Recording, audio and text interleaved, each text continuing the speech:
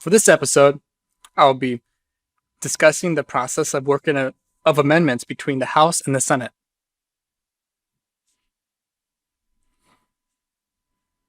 The House and the Senate must approve an identical version of a measure before it can be presented for the President's approval or veto.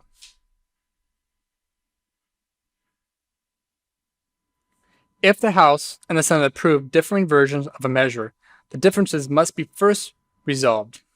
One way to do this is through an exchange of amendments between the houses.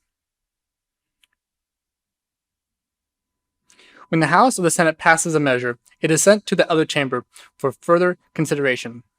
If the second chamber passes the measure with one or more amendments, it is then sent back to the originating chamber. In modern practice, the second chamber often substitutes its version of a measure as a single amendment to the measure as passed by the first chamber.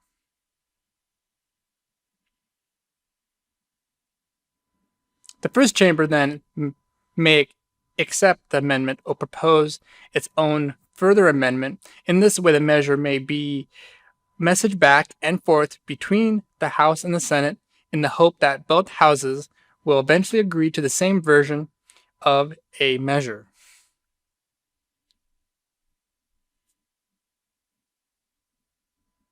The House and the Senate may use this method in an attempt to resolve their differences in a variety of circumstances prior to a conference, instead of a conference or even a conference, as amendments in either true or technical disagreements. As an alternative to the conference, this procedure can be useful in a variety of circumstances, such as when the measure is not controversial or the differences between the House and the Senate are relatively small. It is also used occasionally when time pressures or other circumstances make the requirements for a formal conference undesirable. In addition, in recent Congresses, what is effectively a new legislative proposal has been considered in the form of an amendment between the houses. One procedural reason for proceeding this way is generally to expedite consideration of the proposal, particularly in the Senate, where the House an amendment, unlike a bill, can be called up without debate. In the House, the form of a legislative proposal would not significantly lengthen the time spent on the floor consideration. However, the motion to recommit is likely to be in order only on an initial consideration of a bill or a joint resolution, and not on consideration of an amendment between the houses.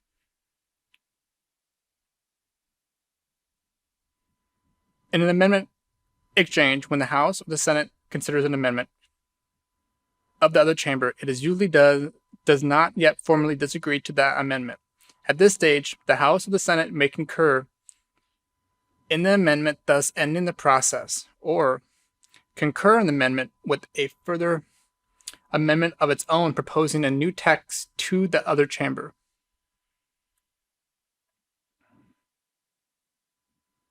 At any point, either house may choose not to act, or it may insist on its own position and formally disagree with the amendment posed by the other. If a chamber insists on its position and formally disagrees with the amendment, it reaches the stage of disagreement necessarily to allow the two chambers to proceed to conference.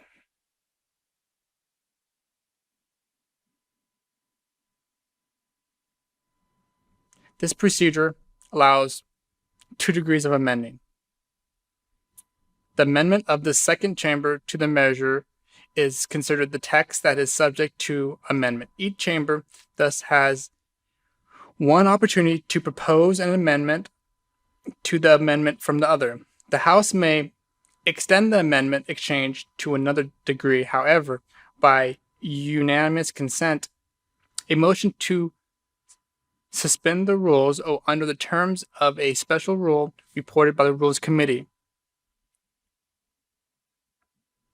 The Senate can extend the amendment exchange to another degree by unanimous consent, or if the House has already amended the text in the third degree by motion. Generally, the provisions of an amendment between the houses are the subject of informal negotiations.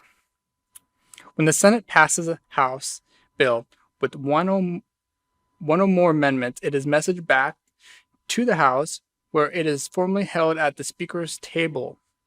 The bill may be referred to a committee at the Speaker's discretion, but this would be likely only if the Senate has included substantial matters in its amendment that would fall in the jurisdiction of a committee different from the one that considered the original matter in the bill.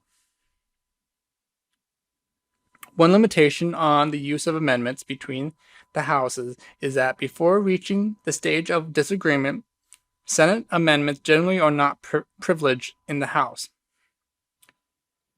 This means a member cannot interrupt the regular order of business to move that to the House, consider a measure with a Senate amendment if the subject of the amendment would normally need to be considered in committee of whole, generally matters related to appropriations, authorizations, or revenue. The only motion that can be made on the House floor at this stage is a motion to go to conference with the Senate if made at the direction of the committees with jurisdiction over the subject of the measure.